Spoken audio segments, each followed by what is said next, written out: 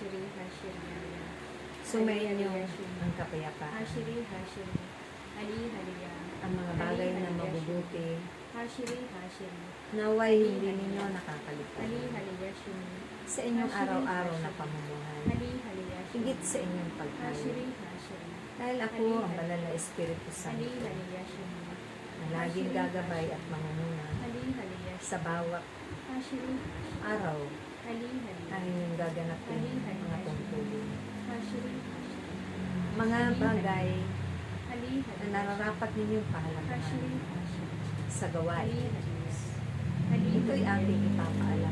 Hashiri Hashiri. Dahil sa aking kapustusan, Ali Haliya. magagawa ninyo Hashiri na Hashiri. mapaglingkuran ang inyong mga kapwa ng buong pag-ibig, buong kababaan, at buong kagalakan.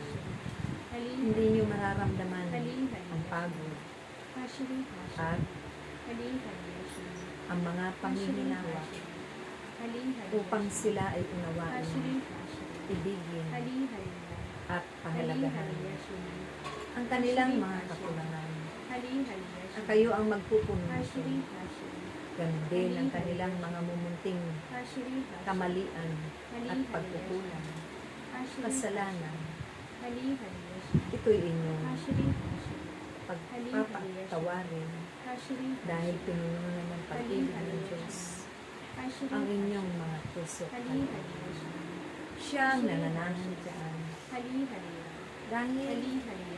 kayo man ay itinakda niya sa mga panahon upang ipalaganap ang kabutihan at ibahagi ilalim at magpakailanman.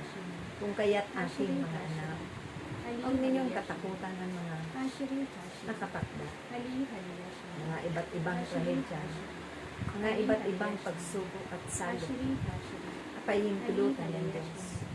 Dahil daraan lamang ito sa inyong mga buhay. May katapusan ang lahat ng iyan, maging ang inyong pagsasakripisyo, pagtsatsaga at pagtitiis, alang-alang sa inyong mga kapwa-tao. Dahil tunay na inibig niyo na sila at mahalaga na rin sa inyong lahat.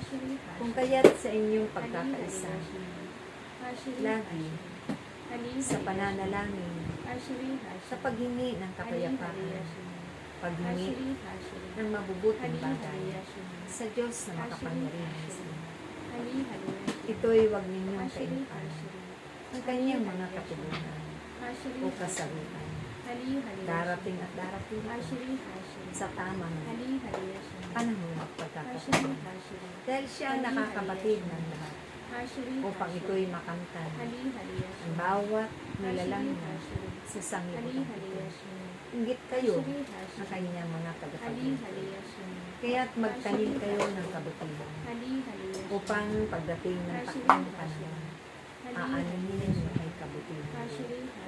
Huwag ninyong panghinawaan mangalap ng mga pusa at magdala ng mga kaluluwa sa banal na paanan ng Diyos.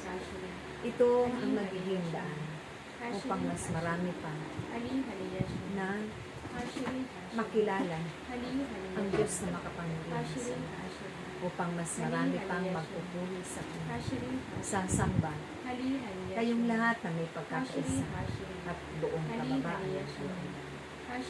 Dahil sa panahon ito, darating ang kanyang bugtong na anak at ang paghukom ay magaganap. Kaya't isa yan sa inyong pinaghahandaan para nang sa ganun hindi kayo mabibigyan. Laging katagumpayan ang inyong makakamtan. Higit ng tumuligan ito at inyong mga tungkulin magpakailangan. Sumainyo lagi ang pag-iibigan, ang pagpapanalangin, ang pagpapanalangin sa isa't isa at paggagaling. Amen. Ay siya.